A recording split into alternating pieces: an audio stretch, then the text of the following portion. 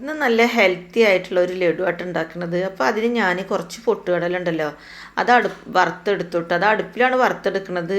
അപ്പോൾ കനൽ നല്ല ഉള്ള കാരണം പിന്നെ പൊട്ടുകടല കരിയണ്ടെന്ന് വിചാരിച്ചിട്ട് ഞാനിങ്ങനെ പാന് പൊന്തിച്ച് പിടിച്ചിട്ടാണ് വറുത്തത് കേട്ടോ.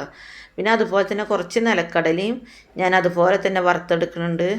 പിന്നെ നമ്മൾ കുറച്ച് വെളുത്ത എള്ളുണ്ടല്ലോ, അതും വറുത്തെടുക്കണം കേട്ടോ.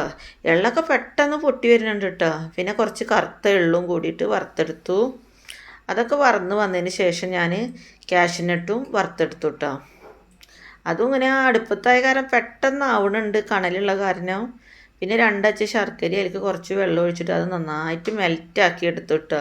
അത് നല്ല മെൽറ്റായിട്ട് ഇങ്ങനെ ഒരു നൂൽപ്പരുവായപ്പോൾ ഞാൻ അതിലേക്ക് ഒരു പിടി നാളികേരം ഇട്ട് കൊടുത്ത് ആ നാളികേരമൊക്കെ അതിലിട്ട് നന്നായി മിക്സ് ആയതിന് ശേഷം ഞാൻ അതിലേക്ക് ഒരു സ്പൂണ് നെയ്യുണ്ടല്ലോ അതും ഇട്ട് കൊടുത്തിട്ടോ. അപ്പോൾ അതൊക്കെ നന്നായിട്ട് അതിൽ യോജിച്ചിട്ട് വന്നു. അപ്പോൾ നമ്മൾ ഈ വറുത്ത് വെച്ച എല്ലാ ഇൻഗ്രീഡിയൻസും ഉണ്ടല്ലോ അതൊക്കെ നമുക്ക് പൊടിച്ചെടുക്കണം.